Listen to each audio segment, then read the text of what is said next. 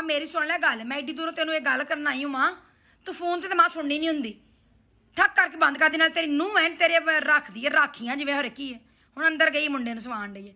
ਮਾਂ ਇੱਕ ਈਦ ਹੁੰਦੀ ਜੀ ਤੇ ਅਸੀਂ ਭੈਣਾਂ ਇਕੱਠੀਆਂ ਹੁੰਦੀਆਂ ਵਾ, ਜਾਂ ਛੋਟੀ ਈਦ ਹੋ ਗਈ ਜਾਂ ਵੱਡੀ ਈਦ ਹੋ ਗਈ ਜਾਂ ਦਸੰਬਰ ਦੀਆਂ ਛੁੱਟੀਆਂ ਹੋ ਗਈਆਂ ਜਾਂ 3 ਮਹੀਨਿਆਂ ਦੀਆਂ ਛੁੱਟੀਆਂ ਹੋ ਗਈਆਂ ਜਾਂ ਮੁਹਰਮਾਂ ਦੀਆਂ ਛੁੱਟੀਆਂ ਹੋ ਗਈਆਂ ਜਾਂ ਜੁਮੇ ਨੂੰ ਆਉਂਦੇ ਹਾਂ ਤਾਂ ਅਸੀਂ ਇਤਵਾਰ ਨੂੰ ਤੁਰ ਜਾਂਦੇ ਹਾਂ ਜਾਂ ਉਂਝ ਵਿੱਚੋਂ ਕੋਈ 20 ਦਿਨ 25 ਦਿਨ ਅਸੀਂ ਆਪਣੇ 5-5 7-7 ਨਿਆਣੇ ਲੈ ਕੇ ਆ ਜਾਂਦੇ ਹਾਂ।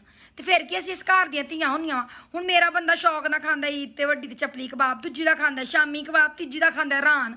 ਤੇ ਮੰਮੀ ਮਾਂ ਅਸੀਂ ਚੰਗੀਆਂ ਲੱਗਦੀਆਂ ਵਾ ਜਵਾਈਆਂ ਦੇ ਸਾਹਮਣੇ ਧੀਆਂ ਹੁਣ ਇਸ ਘਰ ਦੀਆਂ ਆ ਕੇ ਚੁੱਲ੍ਹੇ ਆ ਕੇ ਸੜਨ।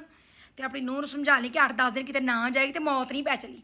ਧੀਆਂ ਧਿਆਣੀਆਂ ਨੇ ਘਰ ਆਉਣਾ ਹੁੰਦਾ ਹਾਂ ਤੇ ਬਿਸਮਿਲ੍ਲਾ ਕਰੀਦਾ। ਧੀਆਂ ਧਿਆਣੀ ਨੂੰ ਬਿਸਮਿਲ੍ਲਾ ਕਰੀਏ ਤੇ ਗਾਂ ਇਹਨੂੰ ਮਾਂ ਤੇਰੇ ਆਖੇ ਨੇ ਸਮਝ ਨਹੀਂ। ਚੰਗਾ ਮੂੰਹ ਵੱਟ ਕੇ ਅੱਜ ਇਹਨੂੰ ਆਖਦੀ ਮੈਂ ਜਾਵਾਂਗੀ ਤੇ ਕਿ ਕੋਈ ਲੋੜ ਨਹੀਂ ਪੇਕਿਆਂ ਦੇ ਘਰ ਜਾਣ ਦੀ। ਜਿਨ੍ਹਾਂ ਦੀ ਨਹੀਂ ਜਾਂਦੀ ਉਹ ਮਰ ਜਾਂਦੀਆਂ ਨੇ ਕੋਈ। ਤੇ ਤੇਰੀਆਂ ਨਨਾਨਾ ਘਰ ਆਉਂਦੀਆਂ ਨੇ ਮਾਂ ਅਸੀਂ ਧੀਆਂ ਧਿਆਣੀਆਂ ਵਾ।